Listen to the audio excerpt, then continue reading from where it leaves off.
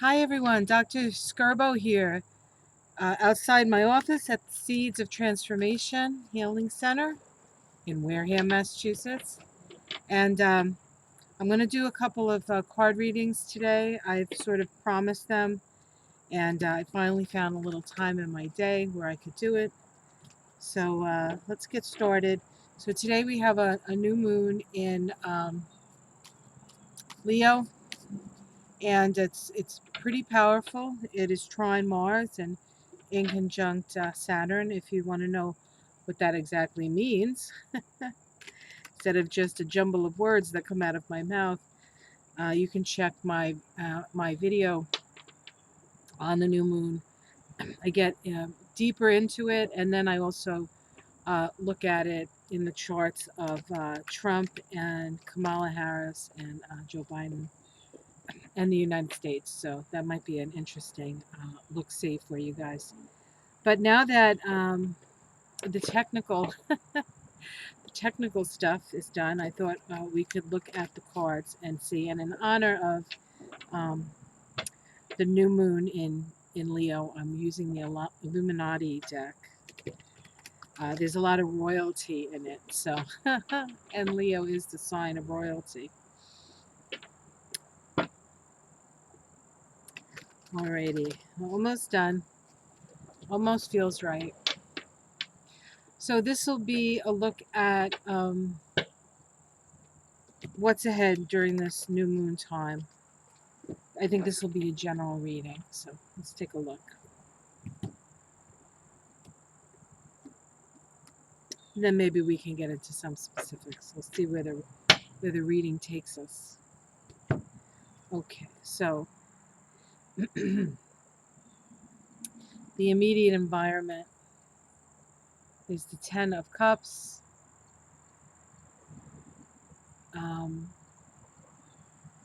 Okay, let's see what's crossing it. The Two of Cups. At the root of this reading, excuse me, is the Two of Swords. In the past, we have Justice. In the sky, what's available to us? We have the World. Oops. There we go. See that? The World. In the immediate future, which when you're doing a reading for like a month, which is what the lunation cycle is, it's pretty much the energy of the whole month. And we have the High Priestess. We have the High Priestess. Okay. How it's seen from the outside. The Seven of Pentacles. Our domestic situation. The Five of Swords. It's probably for America. Hopes and fears, judgment, and the outcome, the Magician. The Magician. Okay.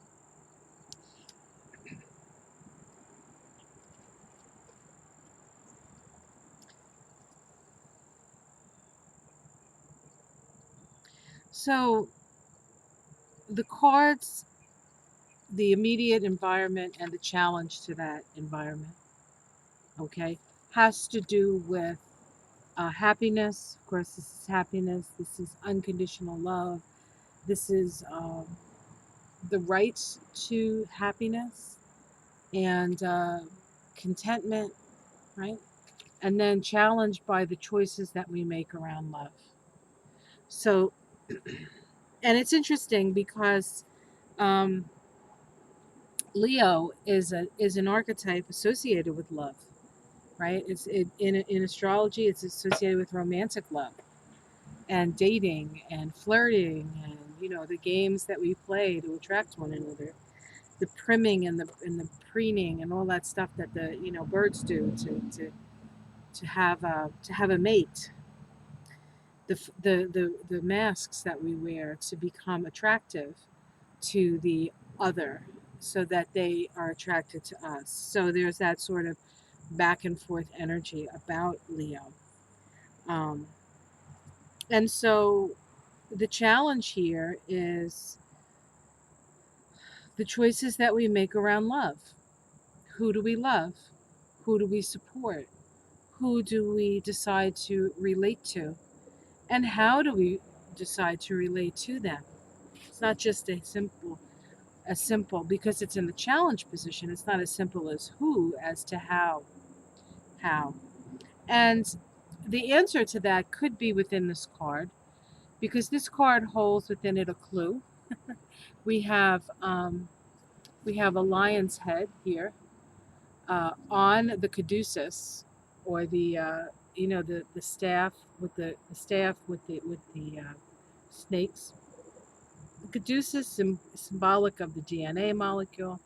It's symbolic of the rising of the kundalini up the spine to illuminate the third eye. And what do we have in that spot? We have a lion. Of course, this is a Leo. Excuse me, a Leo new moon. Apropos, this is how we raise our lower nature to a higher state. So how do we utilize our sexual energy? How do we utilize that sort of creative force that lies, or the kundalini that lies within the root chakra? How do we utilize that, rise it up, and have our higher nature be in control of our lower nature? So there's the question here. Um, in order to be happy, are you going to choose to come from your higher nature or your lower nature? Now, at the root is the card of being at a stalemate. This is the card of stalemate. This is a card where no action is being taken. So it's as if the decision has yet to be made. And that's a decision, I think, that we each have to make within our own selves. Are we going to take the high road, or are we going to take the low road? Um, this card also indicates a need for um, utilizing your intuition in this situation. She has a blindfold. Whenever you see a blindfold, we know that you can't see with your eyes, and the only option you have is to see with your third eye. And so we're at this balance point. We're at this balance point. We're at a point where the decision has yet to be made, um, and we're teetering. It's like we're at 50-50 here. In the past, we have a symbol of balance. Okay, this is the Justice card. And the Justice card is about cosmic justice. As you can see, this Justice card, unlike the other card, the Two of Swords, does not have um, a blindfold, because cosmic justice is not blind. Only man's justice is blind. Um, Cosmic justice sees with that all knowing eye, as it were. And so what you sow, you reap with that. Um, the fact that it's in the past,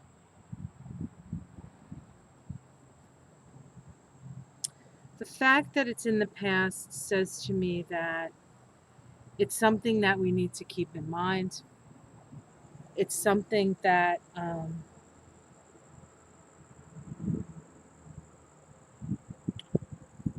perhaps we need to go back to the past in our own experiences and see where justice, um, how justice came down, how things evened out, how the scales were, um, how the scales are balanced. In the sky, we have the world. And so this is the possibility. The world is about an ending and a new beginning. To say that this is the point where we decide whether or not we're going to walk into the new earth or not, um, I think is an understatement with the world there. And so, with the world up there, we look to see the state of the world. We look to see the crisis in the world. And there is this natural, and the world card is associated with Saturn. And Saturn, of course, is in Capricorn now. And so Saturn in Capricorn is about maturing, and it's about growing up, and it's about about being responsible. And so with the world up there, we need to take responsibility for the world that we have wrought, that we find ourselves in. But we also have to take responsibility for the possibility of a different view, of a different side of things, of a different way of being, of a different relationship, and what kind of world that would create. Now, in the immediate future, we have the High Priestess. Now, what's interesting about this card and this card, which was at the root, and this card, there's all this sense of balance. There's all this sense of seeing both sides. Okay, in the past, we have the Justice card, and we have the two pillars. In the future, we have the High Priestess, and we have the two pillars, the same pillars, and then at the root of it, of course, we have a woman sitting there, not unlike the High Priestess, um, and not unlike the Justice card.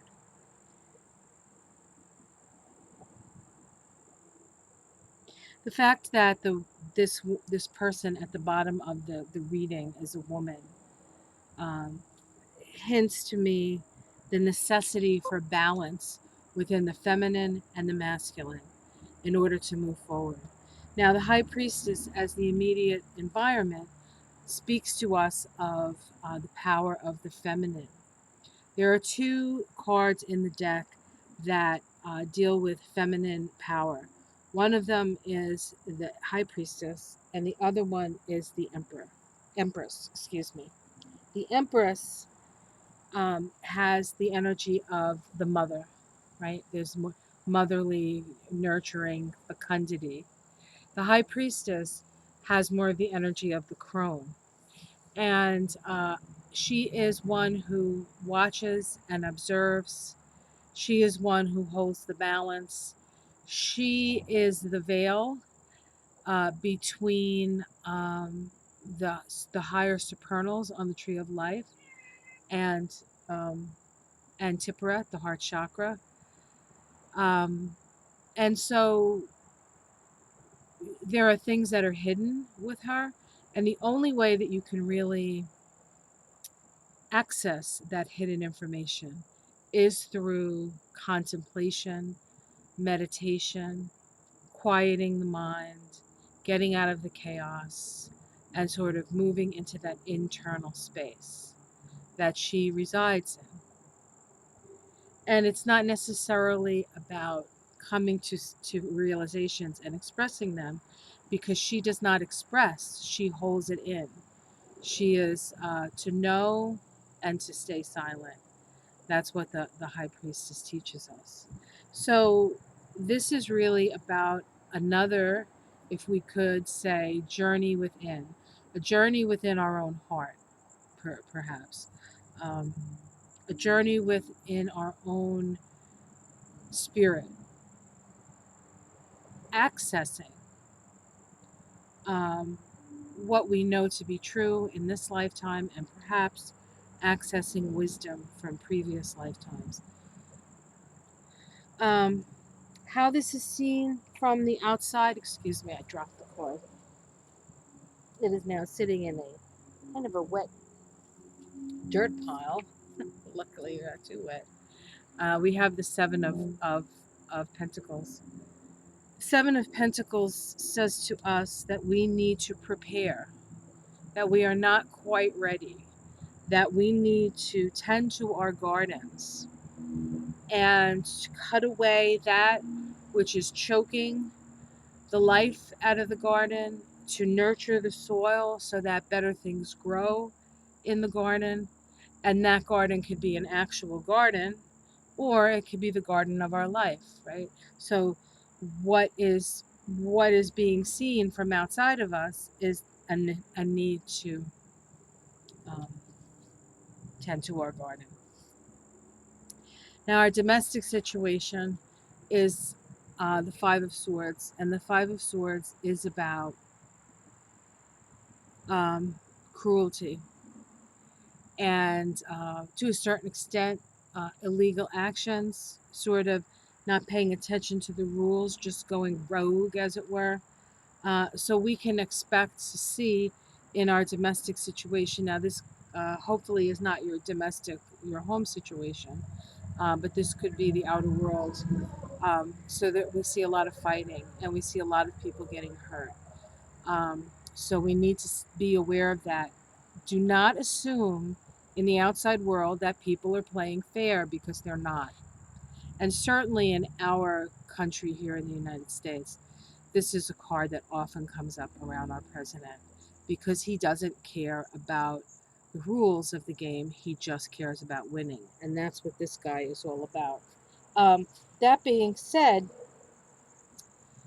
this is also, this could be the mail too, with what they're trying to do with the post office, because swords are air, and air is communication, and the post office is one of the ways that we get to communicate to one another. We get to communicate our choices, as in, the election and stuff like that. But the one thing I want to say about this is, in the Kabbalah, this is found in Geburah. Geburah is the Sephiroth associated with the planet Mars. It's also the Sephiroth associated with instant karma. So people who act like this and do things like this will pay. They will pay. They don't get away with it. They don't get away with it. Justice matters. Justice will serve. What goes around comes around. And so we have to be less concerned with whether these people are going to be caught, perhaps, and more concerned with how do we hold our own integrity through this challenging time. Our hopes and fears is the part of awakening. Now, most of us, I would think, would want the awakening. But sometimes, when you're going along and your life's going, especially if it's going the way you want it to go, and then all of a sudden there's an alarm clock, and you wake up and you realize you were just dreaming it, and that, like, the house is on fire and you you got to get out of there. Yeah, so it's good for some people, because some people are wondering, when are people going to wake up, and other people are like, oh my God, then what happens? Everybody's going to be running out of the house. And then the outcome card is the Magician. And I feel as though this speaks to us of becoming our own magicians, like taking all the talents and abilities, all the knowledge, uh, all the tools that we have at our disposal. The magician has the sword and the pentacle and the cup and the wand. He takes all the elements and he focuses his mind to create his reality. Okay? So, what this card is suggesting is that we focus our intention, utilizing all our talents and abilities and knowledge to create the world that we want to live in. Okay. And so underneath it, we have the Seven of Wands. This is having the moral high ground. We have the Six of Pentacles, which is about balancing the scales, sharing the resources equally. And then we have the Wheel of Fortune, which is about a change in fortune. So these cards indicate that we need to choose differently. We need to act in a way that is in alignment with what we want to see. So if you want to see Donald Trump, in the case of America, out of office, there are certain things that you need to do. One of them is vote, right? One of them is to perhaps have your voice heard. Call your senators, call your congresspeople, uh, do things um, that you can to have your voice be heard. Some people, it's it's different than that. It's although that may be something that they do, their primary concern may be sharing what they know, sharing their story, recreating a different way of relating to the world, different kind of farming, different kind of the way societies are organized. There's a lot of very, very smart people out there and very sort of true to their heart people. And, and they're not all experts. Some of them are grandmothers. Some of them are crazy uncles. Some of them, like they're all over. And it's really, to a certain extent, about taking your gift, which is very much a Leo vibration, taking your gift and sharing it with others so that we can focus and create the world that we want to live in. The choice is up to us. And that choice needs to come from a very balanced place, a very balanced place. So that's what the new moon cards say. I'm going to leave it at that because this is already almost 22 minutes. Oh, it's 22 minutes now. So I'm going to leave it, but I'm going to come back and do a couple more reads, maybe on some political stuff. All right, guys, like and subscribe. I hope you enjoyed that, and I will see you again shortly. Take care.